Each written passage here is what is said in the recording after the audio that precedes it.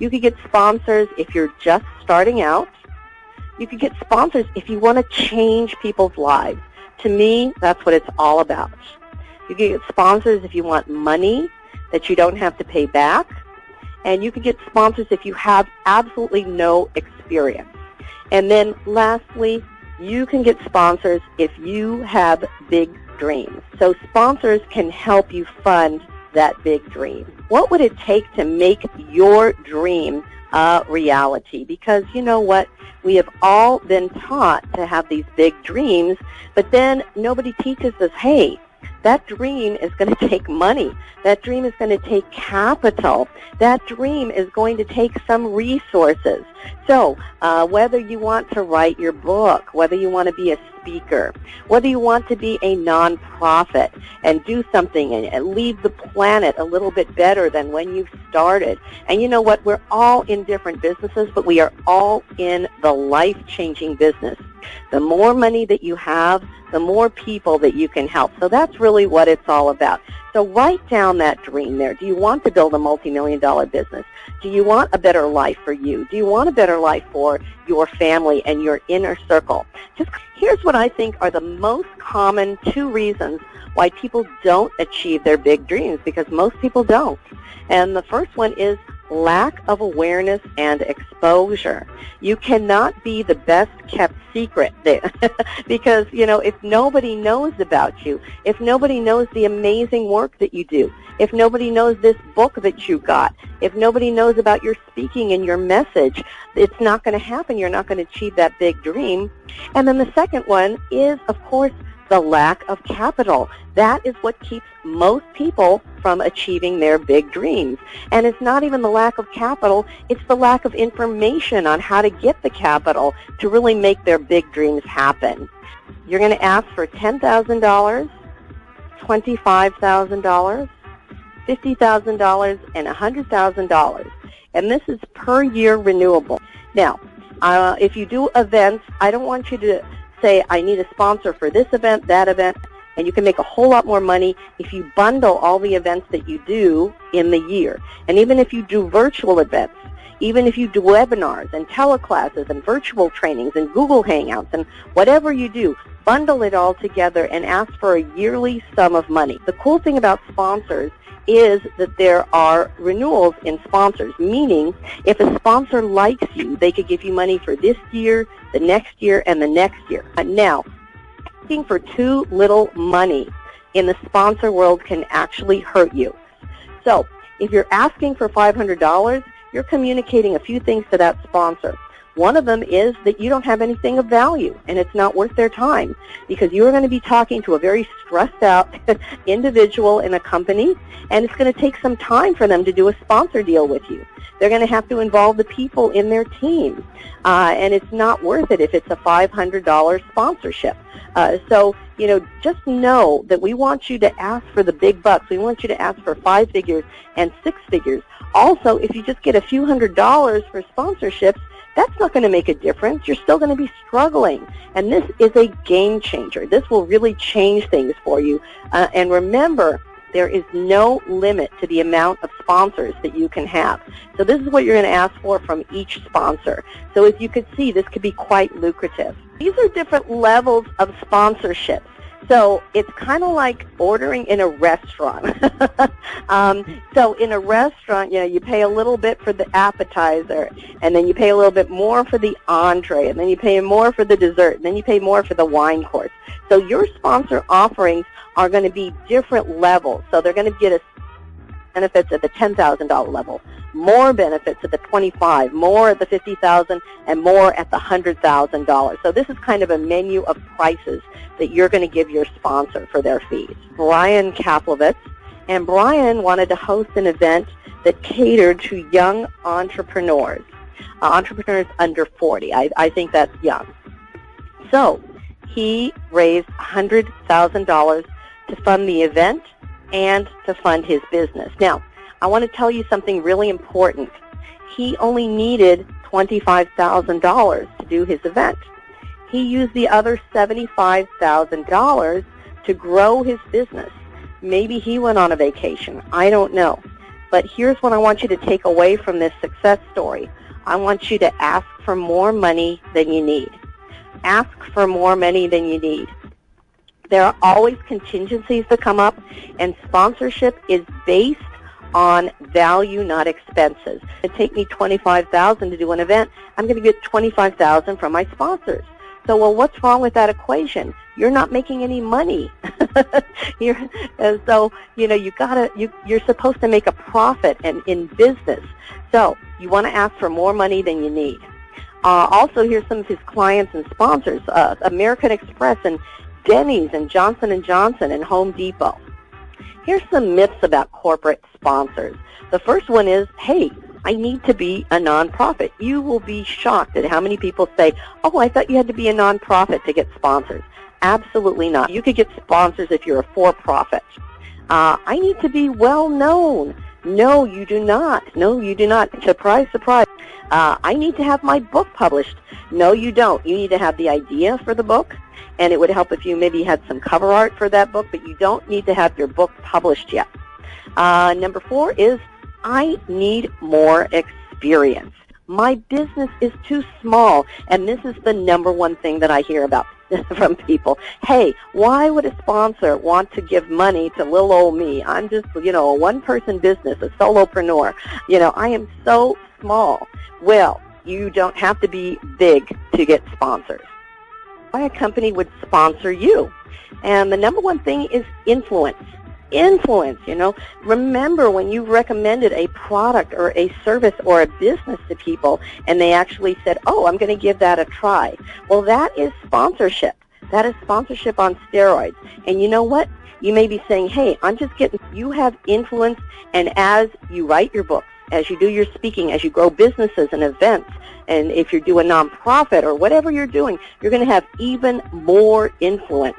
And that is the number one reason why sponsors are going to fund you. Increasing your brand loyalty, because in business, it takes less money to keep a current customer than it does to get a new customer.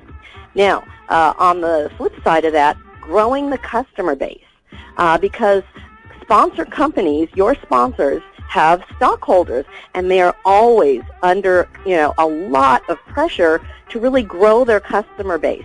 This is mission critical to them because there's a natural attrition that happens with sponsor companies. There's people that just stop using the product or the service every year, so they always have to be filling the pipeline with new customers. You can help them with that. Another cool one is damage control. So think of those companies out there who need damage control, and their problem is your opportunity. Let's just talk about that last one, and it is drive sales.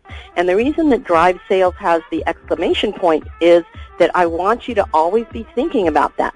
What can you do for your sponsor to help them drive sales and get return on the investment and return on their objectives? That is what it's all about. They're going to fund your business. If you have a business of any kind, small business, big business, medium size, your speaking, your magazine, your show, or your book. So if you want to be a speaker, you can get sponsors because as a speaker you have an access to platform and audience. Magazines, they come in a few different flavors now. There's the traditional hard copy magazine. There is the online magazine. Do web TV shows or want to do web TV shows, because now if you want to produce your own show, hey, it's a whole lot different than it was years ago. You can do your own show, and of course your book, and you don't have to have written your book yet, but if you have a book idea, you could get sponsors for that. Your events. Sponsors love events because they get a whole lot of benefits from events. So if you want to produce your own event, you could get sponsors. Your nonprofit, all the really savvy nonprofits really have mastered the art of corporate sponsorship. So you can get sponsors for your nonprofit charity. And then the last thing is your projects. Documentary filmmakers get sponsorship money. If you have a child who is in a theater group or is on a sports team, you can get sponsors. So here's what you could do with sponsors, okay? You could avoid the dreaded cash flow roller coaster. And if you've been in business for 10 minutes, and by the way, if you're an author or a speaker or whatever you do, I'm going to be referring to it as a business. So if you've been in business, for any short amount of time, you know about the cash flow roller coaster, because one month the money is flowing in and there's rainbows and there's birds singing outside and everything is wonderful. And then the next month you are struggling to make your expenses. So with sponsors, you get an additional revenue source, so you're not just focused on where that next client is coming from, where your next donor is coming from, where your next speaking gig is coming from, because sponsorship money is a really dependable source of revenue. You could create profitable, life-changing events. Now, the reason I say profitable is because one of the secrets in the seminar and the event business is that people do these amazing events, and you've been to them, and they say, "Oh my God, your event changed my life," and they get rave reviews, and people walk away from that event, and it was just amazing, and the person who put that event on lost money. Now, this is a tragedy that never, ever has to happen. And then you could add creative funding to that dream that you wrote down earlier, any dream that you have. Here's what sponsors give you. They give you money that you don't have to pay back with no credit check.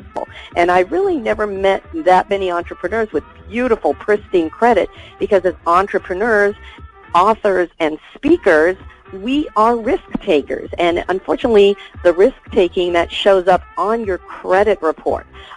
So you don't have to have a credit check like with a traditional bank loan. And you don't have to be saddled with debt like a bank loan. You get great media and public relations opportunities because you can use the resources of your sponsors. Work with Microsoft, Staples, FedEx. I mean, hey, you think they have bigger budgets than you do for marketing and promotion and public relations? Absolutely. So they can help you with that. You can get exposure through your sponsors. So they'll help you get clients. They'll help you sell books. They'll help you get the speaking gigs, the more media that you have. You get free stuff. It's called in-kind sponsorships. So you could get a lot of really cool free stuff. And free stuff and in-kind sponsorship is extremely valuable because it is budget relieving. You're going to get amazing connections with key influencers, and you're going to meet a whole different kind of people. You could peek behind the curtain and apply big business principles to your small business. And then credibility, because when you put on your website, whether you have a website or not, whether you put on your marketing materials, hey, I'm sponsored by these leading edge companies, you know what, you're going to get more clients, you're going to get more speaking gigs, you're going to get more people buying your book, you're going to get more people coming to your event, you're going to get more donors to your nonprofit, and then you're going to get more sponsors because one sponsor leads to another. Okay, I want to tell you that sponsor spending is up. Sponsors are going to spend $22 billion this year in sponsorships. It's a 50% increase since the year 2004, and it is a 100% increase since the year 2000. Sponsorship is going up more than traditional ad spend. So if you put an ad on a primetime television show, you're reaching everybody from 9 years old to 90 years old, and you have to keep repeating that over and over and over again, and you're spending $1 bazillion. So sponsorship is a much better return on investment. That's why sponsor spending is going up so much every year. Here are your top 5 ways to attract your corporate sponsors. The first one is to be clear about your demographics. Demographics are destiny with your corporate sponsors. A great sponsor proposal, that's number 2. Without it, don't even bother. And I'm going to tell you what goes into the sponsor proposal. You want to promise deliverables. Vagueness is the enemy of success in corporate sponsorships. And I'm going to give you some deliverables and some benefits to really give to your sponsors that are very compelling. Don't sell yourself short. We're going to talk about the money. And then make appointments with your prospective sponsors and then listen. Remember, you don't have to be a salesperson, but you do have to listen to what your prospective sponsor wants. And when I say make appointments, it could be a phone appointment, it could be an in-person appointment. Here are some categories of sponsor companies. My favorite category is the banking and the financial industry, because there's going to be a big spend there in the next 18 to 24 months. Because, you know, banks don't have any fans. Nobody is talking about their banks, you know, and saying, oh, you know, my bank is great. You know, that just doesn't happen. They're not warm. They're not fuzzy. So they need to sponsor things. Insurance is openly competitive with each other. And if you watch the insurance ads, you'll see that they are. Automobile, this was down for a few years, but it is coming back with a vengeance. Consumables. These are things that you use every day that you don't even think about, like paper towels. If you have children, if you have pets, think of all those paper towels that you use to clean up after them. You could get hotels, you could get airlines, you could get rental cars with corporate sponsors. And then the last one I'll talk about is beverage. Beverage is really, really big in the sponsor industry. So these are some categories of some sponsor companies. So right now, I'd like you to write down just some companies that you think would be good sponsors, some companies that you think could fund you. What I want you to do is I want you to just kind of widen the net of the possible sponsors that you can have. And, you know, remember when I said Walmart was one of my sponsors, you know, because you know what? My market is the women's market, and women, you know, and everybody gets up every day, brushes their teeth, washes their hair, so there's personal care stuff. Think of your particular audience, or the audience that's going to read your book or hear you speak, and think of what they do every day. They get into a car, they have a banking account, they use credit cards. So, you know, just, you know, kind of widen it. And I'll give you another example. One of my favorite events is called Stars on Ice. And Stars on Ice didn't go to an ice skate manufacturer to sponsor them. They went to Target. They went to Discover Card. They went to Smuckers, because their market, their demographics are families. So those are very family-friendly companies. So just kind of think of your demographics and who wants to connect with them. Because the definition of sponsorship is, and this is probably a writer down or two, the definition of sponsorship is connecting a company to people who can buy their stuff. So think of who you can connect to your audience and your community, and even if you haven't done it yet, even you're getting started, the audience that you're going to create. We're going to go into the sponsor proposal. Without it, don't even bother, because it's the difference between success and failure. The sponsor proposal is all that they see from you. And you're asking for money that you don't need to pay back, but you need to give them a proposal to get that money. So let's talk about what's in the sponsor proposal. You want a description of what you do. You want a description of your book. And remember, your book does not have to be written yet. You want a description of your speaking, your event, your business, your nonprofit, your project. Whatever you do, you want a really good description of it. You want to write the goals for your sponsors. Now, here's where sponsor funding differs from other kinds of funding.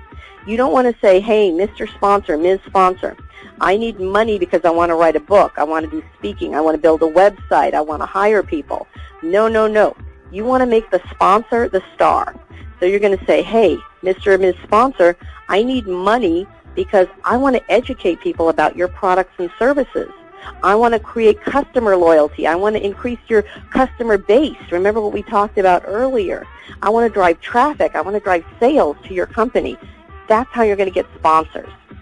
You're going to have the benefits in there. We're going to go over the benefits. You're going to have the levels and the fees. You're going to actually ask for the money.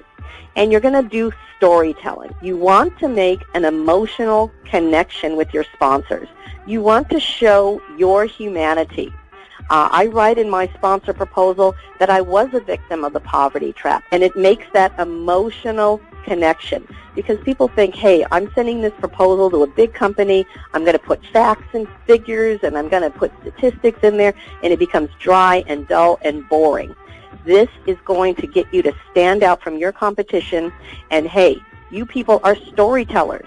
The speakers out there, the authors out there, even if you haven't done the book yet, you can create an amazing story. So that's what you put in your proposal. And we do not recommend that you approach your sponsors until you have an industry standard sponsor proposal. If your proposal is not industry standard, it will not get funded. A lot of people who are amazing and worthy of sponsorship don't get sponsors because of their proposal. And they also think, hey, if you're not going to represent yourself correctly, how are you going to represent your sponsor correctly? So you really shouldn't approach them until you have that proposal ready. Okay, so speaking of the sponsor proposal, I'm going to tell you the benefits to add to your sponsor proposal. So these are the benefits you're going to put in your sponsor proposal. Now, the first one is award presentations. Now, you're actually going to tell the sponsors that you could do an award presentation. And you know what it costs to print an award? It costs maybe $25 to $100 if you want to really be fancy schmancy about the proposal. So it costs you very little money to print this award, but man, oh man, do you get a whole lot of benefits out of it. You could do signage, you could do promotion for your sponsor. Now, whether you do live events, whether you do virtual trainings, whether you do books, whether you do speaking, there's some ways that you could do some signage and promotion for your sponsors. You could also give them speaking opportunities. So if you're a speaker, you could have the sponsor introduce you. If you do an event, you could give your sponsor speaking opportunities. You could do branding. If you're an author, you could distribute the sponsor's material when you ship out your books. You could do bookmarks. You could do special branded books for your sponsors. You could, if you have a website, you could put the logo on your website. Very, very cool. And then social media, email, and video marketing. So all these things that I'm telling you about are very low cost or no cost even, but they have a very high perceived value to your corporate sponsors. There's also more risk in sponsorship. So that's the thing about sponsorship now, is you could lose a lot of time, you could lose a lot of money in the sponsor world if you don't know what you're doing.